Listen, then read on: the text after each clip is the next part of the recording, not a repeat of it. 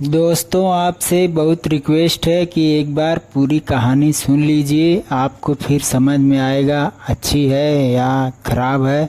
अच्छा लगे तो लाइक करना, सब्सक्राइब करना। आपसे यही रिक्वेस्ट है, मगर कहानी पूरा सुनना। नोएडा में वकील रेनू हत्याकांड, 15 साल बाद फिर आरुषि कांड वाली गलती दोहराए, निठारी कांड की भी दिला दी याद। Noida lawyer Renu murder mystery, Noida में फिर आरुषि और निठारी कांड जैसी पुलिस की गलती। वकील रेनू मर्डर केस की पूरी inside story. Noida murder mystery, शहर वही नोएडा, जगह भी करीब करीब वही। 3 इलाका, पहले सेक्टर 3-1D5। निठारी कांड, साल 2006। फिर सेक्टर -25 जलवायु विहार, साल 2008। और अब सेक्टर 30, साल 2023। यानी 15 से 17 साल का लंबा वक्त। लेकिन इन तीनों इलाके और तीनों क्राइम में ही एक ही चीज कॉमन है, वो है एक ही गलती जो हर बार हुई। कातिल आसपास ही थे, लेकिन तलाश देश के कोने कोने में। जैसे 2006 की घटना में निठारी कांड, जगह सेक्टर 31, कोठी D5। निठारी से लापता 17 बच्चों और 2 लड़कियों की बेरहमी से हत्या हुई। कातिल उसी D5 कोठी के अंदर ही था, लेकिन उस तक पहुंचने में नोएडा पुलिस को 2 साल से ज्यादा का वक्त लग गया। अब इसी निठारी सेक्टर -31 से महज 1 किमी के दायरे में नोएडा का सेक्टर -25 जलवायु विहार, साल 2008। आरुषि मर्डर केस, 15 मई 2008 की रात में आरुषि का कत्ल हुआ और शक नौकर हेमराज पर गया। अब नौकर की तलाश में पूरे 24 घंटे से ज्यादा का वक्त गुजर गया। नोएडा पुलिस नेपाल तक पहुंच गई, लेकिन अगले दिन वही नौकर हेमराज खुद डॉक्टर तलवार की घर की छत पर ही मरा मिला।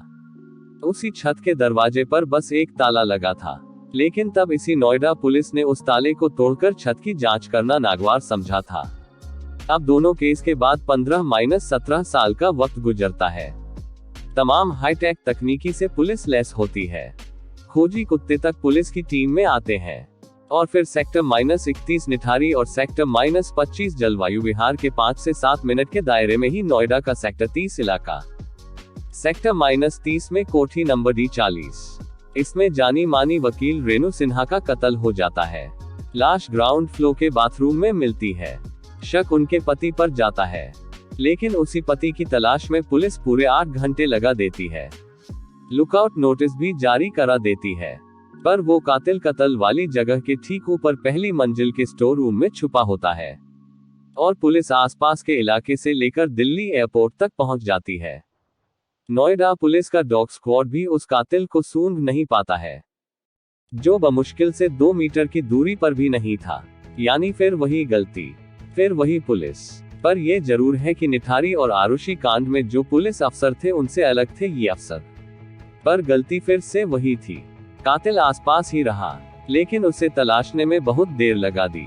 वो तो गनीमत रही कि इस हाई प्रोफाइल केस में पुलिस से लगातार सवाल जवाब होते रहे और पुलिस की एक टीम कोठी के आसपास ही तैनात रही, वरना कातिल मौका मिलते ही फरार हो जाता। लेकिन निठारी और आरुषि हत्याकांड से अलग इस केस में यही गनीमत रही कि कातिल 8 घंटे में ही पुलिस के हाथ लग गया। आखिर क्या है कि नोएडा में हाई कोर्ट की वकील रेनू सिन्हा के कत्ल की पूरी कहानी। पढ़े नोएडा से हिमांशु शर्मा के साथ भूपेंद्र चौधरी की ये रिपोर्ट। सुबह कत्ल और दोपहर में सूचना, फिर भी शुरू में पुलिस करती रही आनाकानी।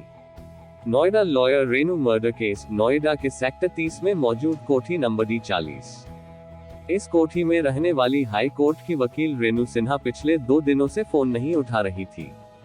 कोठी में 2 लोग रहते हैं, रेनू सिन्हा और उनके पति नितिन नाथ सिन्हा। रेनू हाई कोर्ट में लॉयर थी, जबकि उनके पति IAS यानी इंडियन इंफॉर्मेशन सर्विसेज से जुड़े रहे हैं। रेनू की अपने पति के साथ अनबन भी रहती थी, जिसकी खबर उनके घर वालों की थी। ऐसे में जब रेनू ने अचानक ही फोन उठाना बंद कर दिया, तो वो बेचैन हो गए। वो 2 दिनों से लगातार रेनू को कॉल कर रहे थे, लेकिन फोन रिसीव नहीं हो रहा था।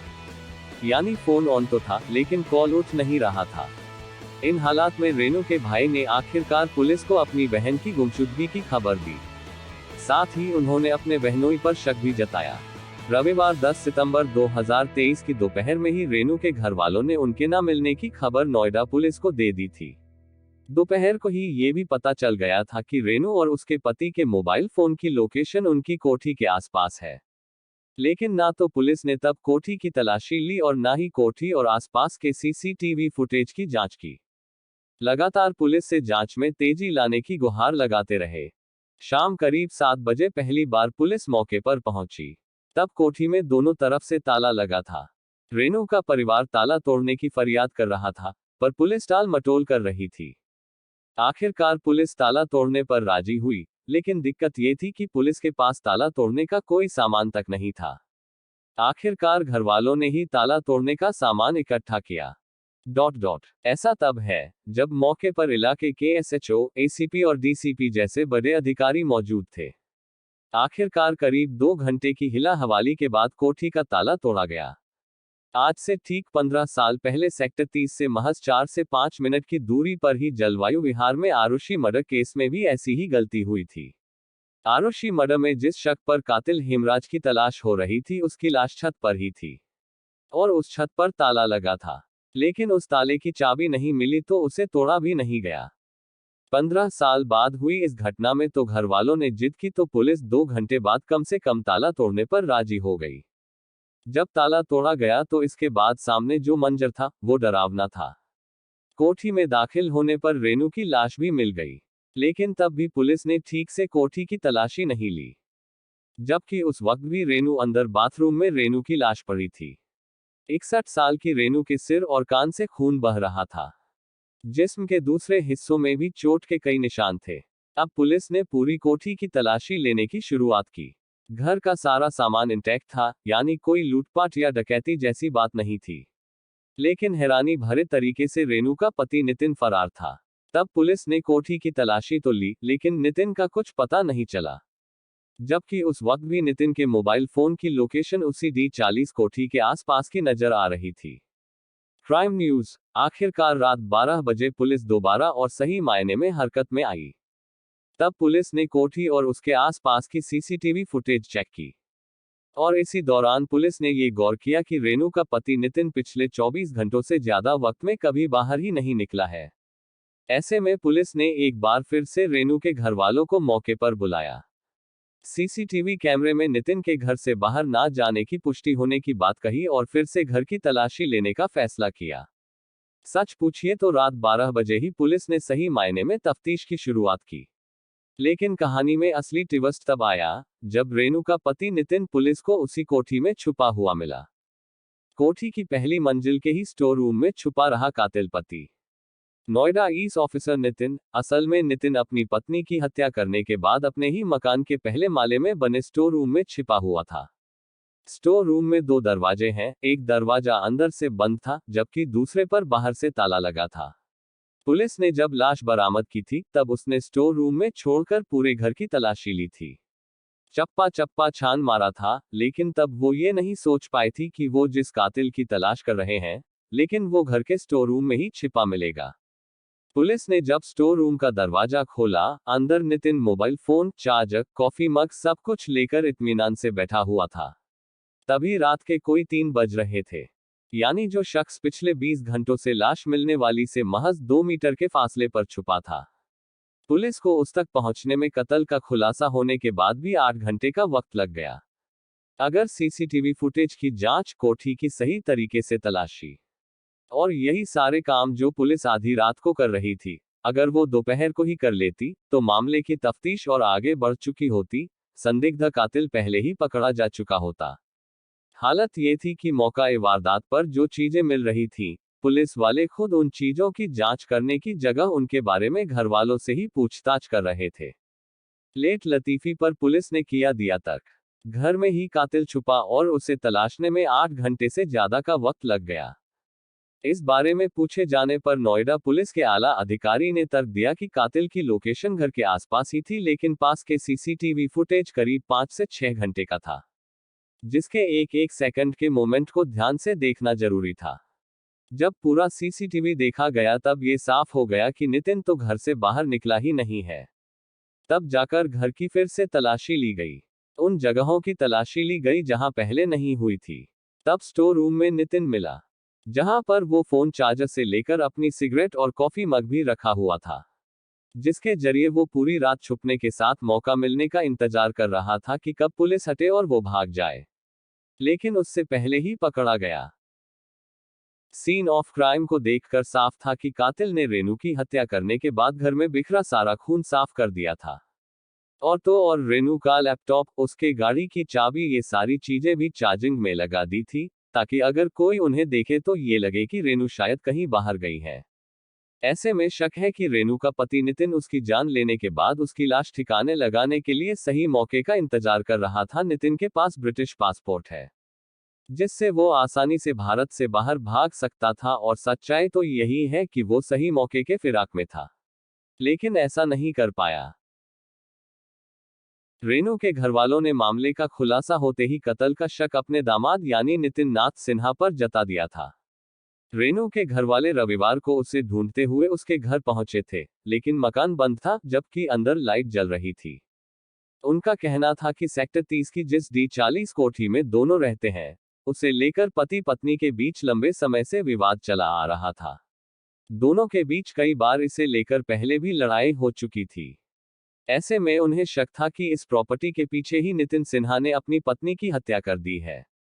रेनू के घरवालों ने पुलिस को बताया कि जब उन्होंने पहली बार नितिन को फोन किया, तो उसने खुद के लोधी रोड में होने की बात कही, लेकिन इसके बाद उसका नंबर स्विच्ड ऑफ हो गया। अब तक की तफ्तीश में पुलिस ने रेनू सिन्हा के कत्ल की वजह सेक्टर 30 के इस कोठी को ही बताया है। पुलिस का कहना है कि नितिन इस कोठी को बेचना चाहता था, जबकि रेनू इसके हक में नहीं थी। नितिन ने एक पार्टी से बात कर 5,70,00,000 रुपए में इस कोठी का सौदा भी तय कर दिया था। हैरानी की बात यह है कि कत्ल से महज 2 घंटे बाद पार्टी ये कोठी देखने भी आई थी, और तब नितिन ने संभावित खरीदार को पूरी कोठी दिखाई भी थी, सिवाय उस बाथरूम के जहां उसकी बीवी की लाश पड़ी थी। नितिन ने खरीदार को बताया था कि उसकी बीवी को कैंसर है, इसलिए बाथरूम की तरफ ना ही जाए तो ठीक है, क्योंकि इससे इन्फेक्शन का खतरा रहता है। पुलिस ने जिस तरह से नितिन को कोठी के अंदर से गिरफ्तार किया, उससे लगता है कि वो मामले के थोड़ा शांत हो जाने के बाद लाश ठिकाने लगाकर और कोठी का सौदा पूरा कर चुपचाप पैसा लेकर विदेश भागने की तैयारी में था। लेकिन इससे पहले कि वो ऐसा कर पाता, उसकी पोल खुल गई। ऐसे हुआ रेनू का कत्ल। मर्डर के बाद लाश के पास कातिल ने सिगरेट पी। पुलिस सूत्रों ने कत्ल की शुरुआती वजह पति पत्नी के बीच की लड़ाई को बताया है। पुलिस का कहना है कि मौत के तरीके की वजह पोस्टमार्टम रिपोर्ट आने पर ही साफ हो सकेगी, लेकिन शुरुआती छानबीन के मुताबिक 2 दिन पहले रेनू और उसके पति नितिन के बीच प्रॉपर्टी को लेकर ही विवाद हुआ था, जिसके बाद रविवार को गुस्से में नितिन ने पहले तकिए से मुंह दबाकर रेनू की सांस रोकने की कोशिश की, और फिर उसके बाद रेनू का सिर दीवार पर दे मारा, जिससे उसके सिर में घातक चोट आई। नितिन इसके बाद रेनू को घसीटकर बाथरूम तक ले आया, जहां वो तड़पती रही, उसके सिर से खून बहता और रहा, और आखिरकार उसकी जान चली गई। पुलिस ने जब मौके का मुआयना किया, तो बाथरूम के पास ही सिगरेट की राख भी पड़ी थी। नितिन को सिगरेट पीने की बहुत ज्यादा लत है। ऐसे में पुलिस को शक है कि अपनी बीवी की जान लेने के बाद नितिन ने पहले उसकी लाश के पास बैठकर सिगरेट भी पी, और फिर बचने के लिए उसने खुद को स्टोर रूम में बंद कर लिया। पुलिस सूत्रों की माने तो जब कत्ल के करीब 18 घंटे बाद पुलिस ने उसे स्टोर रूम से ढूंढ निकाला, तब भी वो पुलिस से सिगरेट मांग रहा था।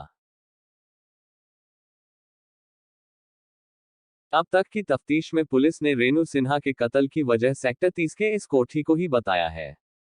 पुलिस का कहना है कि नितिन इस कोठी को बेचना चाहता था, जबकि रेनू इसके हक में नहीं थी।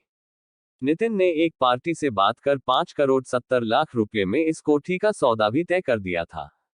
हैरानी की बात यह है कि कत्ल से महज 2 घंटे बाद पार्टी ये कोठी देखने भी आई थी, और तब नितिन ने संभावित खरीदार को पूरी कोठी दिखाई भी थी, सिवाय उस बाथरूम के जहां उसकी बीवी की लाश पड़ी थी। नितिन ने खरीदार को बताया था कि उसकी बीवी को कैंसर है, इसलिए बाथरूम की तरफ ना ही जाए तो ठीक है, क्योंकि इससे इन्फेक्शन का खतरा रहता है। रेनू और नितिन का बेटा अमेरिका में रहता है और वहीं नौकरी करता है। वो साल में 1 या 2 बार अपने मम्मी पापा से मिलने भी आता है। यानी नोएडा की इस कोठी में इन दिनों पति पत्नी अकेले ही रहते थे। परिवार ने पुलिस को बताया है कि रेनू को कैंसर था। वो लंबे वक्त तक इस बीमारी से जूझती रही। अभी पिछले महीने ही वो पूरी तरह कैंसर मुक्त हुई थी और जिंदगी की एक नई शुरुआत करने वाली थी, लेकिन इससे पहले ही पति ने जिंदगी छीन ली।